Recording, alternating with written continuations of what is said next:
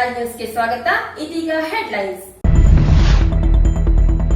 ನಗರಸಭೆ ಪೈಪ್ ಕಳ್ಳತನ ಆರೋಪಿಗಳನ್ನು ಕೂಡಲೇ ಬಂಧಿಸುವಂತೆ ಆಗ್ರಹಿಸಿ ಬಿಜೆಪಿ ಕಾರ್ಯಕರ್ತರಿಂದ ಸಹಾಯಕ ಆಯುಕ್ತರಿಗೆ ಮನವಿ. ಹೋಳಿ ಹುಣ್ಣಿಮೆ ಪ್ರಯುಕ್ತ ಸಿರ್ಸಿ ಅಯ್ಯಪ್ಪ ನಗರದಲ್ಲಿ ಪ್ರಥಮ ಬಾರಿಗೆ ನಡೆಯಲಿರುವ ರಂಗುರಂಗಿನ ರಂಗೋತ್ಸವ. ಮಾಧ್ಯಮಿಕ ಶಾಲಾ ನೌಕರರ ಸಂಘದ ಅಧ್ಯಕ್ಷ ಜಿವಿ ಹೆಗಡೆ ಇನ್ನಿಲ್ಲ. ದಿವಂಗತ ವಸಂತ ಶೆಟ್ಟಿ ಸ್ಮರಣಾರ್ಥ ಪತ್ರಿಕಾ ಭವನಕ್ಕೆ ಮೀಟಿಂಗ್ ಟೇಬಲ್ ಕೊಡುಗೆ ನೀಡಿದ ಪುತ್ರ ವಿನಾಯಕ್ ಶೆಟ್ಟಿ.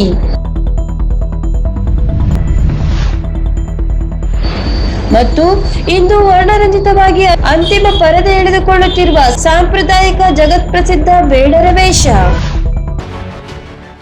ನಗರಸಭೆ ಪೈಪ್ ಕಳ್ಳತನದಿಂದ ರೋಸಿ ಸಿಡಿಗುಂಡಾಗಿರುವ ಜಿಲ್ಲಾ ಮುಖಂಡ ನಂದನ್ ಸಾಗರ್ ಅವರು, ಇದರಲ್ಲಿ ನಮ್ಮ ಪಕ್ಷದ ಸದಸ್ಯರಿದ್ದರೆ ಮುಲಾಜಿಲ್ಲದೆ ಪಕ್ಷದಿಂದ ಉಚ್ಚಾಟಿಸುತ್ತೇವೆ. ಪೊಲೀಸರು ಮಾತ್ರ ಈ ವಿಷಯದಲ್ಲಿ ವಿಳಂಬ ನೀತಿ ಅನುಸರಿಸುವಂತಿಲ್ಲ. ತನಿಖೆಗೆ ಬೇಕಾದ ಎಲ್ಲಾ ಸಹಕಾರ ಬಿಜೆಪಿ ನೀಡಲಿದೆ. ನಗರಸಭೆಗೆ ಹಾಗೂ ನಗರಸಭೆಯ ಸಜ್ಜನ ಸದಸ್ಯರಿಗೆ ಕಪ್ಪು ಚುಕ್ಕೆ ಬಂದಿರುವ ಈ ಪ್ರಕರಣದಿಂದ ನಗರದ ಜನರು ಕೂಡ ತಲೆ ತಗ್ಗಿಸುವಂತಾಗಿರುವುದರಿಂದ ಆರೋಪಿಗಳನ್ನು ಕಂಡುಹಿಡಿದು ಜೈಲಿಗೆ ತಳ್ಳಬೇಕೆಂದು ಕಡುತುಂಡಾಗಿ ಹೇಳಿದರು. ಅವರಿಂದ ಇಡೀ ರಾಜ್ಯ ಗಮನ ಸೆಳೆದಿರುವ ಸಿರ್ಸಿ ನಗರಸಭೆಯ ಬಹುಲಕ್ಷ ಮೌಲ್ಯದ ಪೈಪ್ ಕಳ್ಳತನ ಪ್ರಕರಣ ಆರೋಪಿಗಳಿಗೆ ಶಿಕ್ಷೆ ನೀಡಬೇಕೆಂದು ಆಗ್ರಹಿಸಿ ಸಹಾಯಕ ಆಯುಕ್ತರಿಗೆ ಮನವಿ ನೀಡುವ ಸಂದರ್ಭದಲ್ಲಿ ಅವರು ಮಾತನಾಡಿದರು. ಬಿಜೆಪಿ ನಗರ ಘಟಕದ ಅಧ್ಯಕ್ಷ ಆನಂದ್ ಸಾಲೇರ್ ನೇತೃತ್ವದಲ್ಲಿ ಮನವಿ ನೀಡಲಾಯಿತು. 15 ದಿನದ ಹಿಂದೆ ಏನು ಒಂದು ಪೈಪ್ ಕಳ್ಳತನ ನಡೀತು, ಇದು ಸಿರ್ಸಿ ನಗರಸಭೆಗೆ ಒಂದು ಕಪ್ ಚುಕ್ಕೆ ಅಂತ ಹೇಳಲಿಕ್ಕೆ ಬಯಸ್ತೇನೆ.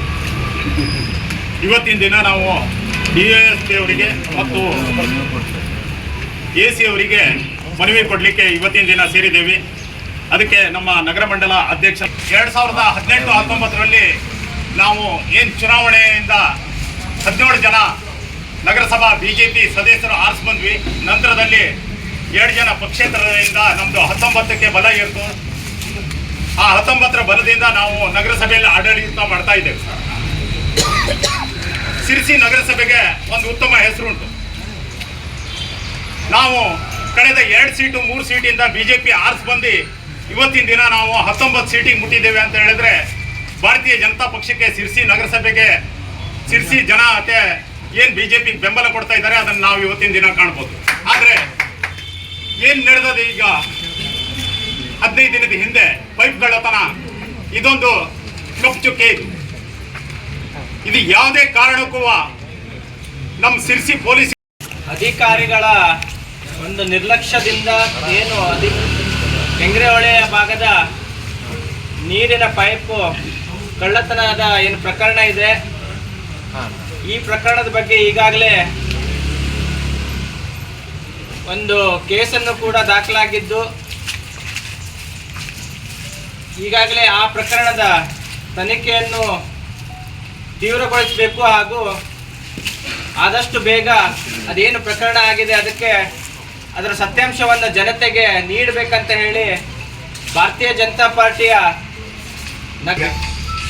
ಇವತ್ತು ಪೈಪ್ ಕಳ್ಳತನ ಆಗಿ 1 ತಿಂಗಳ ಸನಿಹ ಆದರೂ ಇವತ್ತು ತನಿಖೆ ಚುರುಕೊಂಡಲಿಲ್ಲ, ತನಿಖೆ ಚುರುಕಾಗಿಲ್ಲ. ಇನ್ನೂ ಕಾರಣ ನಮ್ಗೆ ತಿಳಿತಾ ಇಲ್ಲ.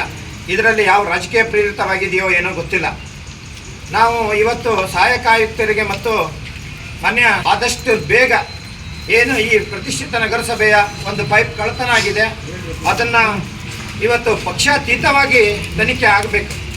ಇಡೀ ಸಿರ್ಸಿ ನಗರದಲ್ಲಿ ಎಲ್ಲ ನಗರಸಭೆ ಹೆಸರು ತುಳ್ಕಾಡ್ತಾ ಇದೆ.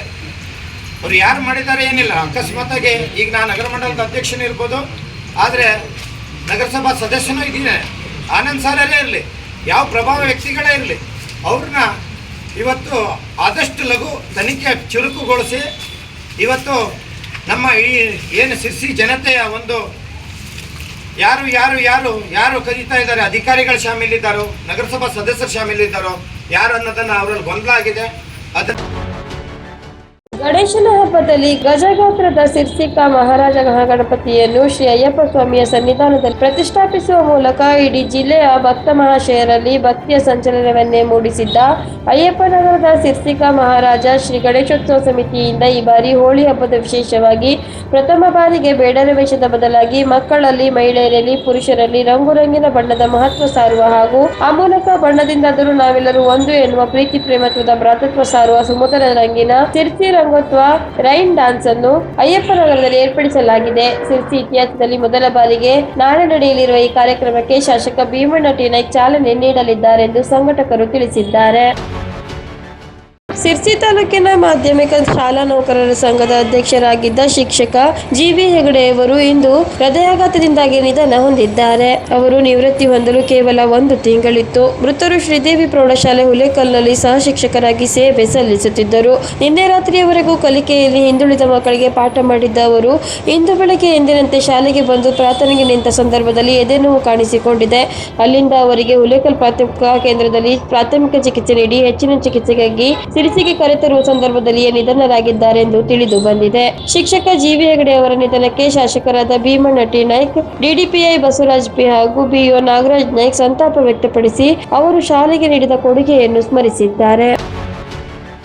ಉತ್ತರ ಕನ್ನಡ ಜಿಲ್ಲಾ ಪತ್ರಿಕಾ ಮಂಡಳಿ ದಿವಂಗತ ವಸಂತ್ ಶೆಟ್ಟಿ ಅವರ ಸ್ಮರಣಾರ್ಥ ಅವರ ಮಗ ಹಾಗೂ ಪ್ರತಿಷ್ಠಿತ ಶ್ರೀ ಭೂತೇಶ್ವರ ಪತ್ತಿನ ಸಹಕಾರಿ ಸಂಘದ ಮುಖ್ಯ ಕಾರ್ಯನಿರ್ವಾಹಕ ವಿನಾಯಕ್ ಶೆಟ್ಟಿ ಮೀಟಿಂಗ್ ಟೇಬಲ್ ಅನ್ನು ಕೊಡುಗೆಯಾಗಿ ನೀಡಿದ್ದಾರೆ. ಗುರುವಾರ ನಗರದ ಜಿಲ್ಲಾ ಪತ್ರಿಕಾ ಭವನದಲ್ಲಿ ನಡೆದ ಸರಳ ಕಾರ್ಯಕ್ರಮದಲ್ಲಿ ಹಿರಿಯ ಹಾಗೂ ಹೈಕೋರ್ಟ್ ನ್ಯಾಯವಾದಿ ಅರುಣಾಚಲ್ ಹೆಗಡೆ ಜಾನ್ಮನೆ ಮೀಟಿಂಗ್ ಟೇಬಲ್ ಅನ್ನು ಪತ್ರಿಕಾ ಮಂಡಳಿಗೆ ಹಸ್ತಾಂತರಿಸಿದರು. ನಂತರ ಮಾತನಾಡಿದ ಅರುಣಾಚಲ್ ಹೆಗಡೆ, ಉತ್ತರ ಕನ್ನಡ ಜಿಲ್ಲೆಯಲ್ಲಿ ಪತ್ರಿಕಾ ಸಂಘ ಸಾಕಷ್ಟು ಪ್ರಬಲವಾಗಿದೆ.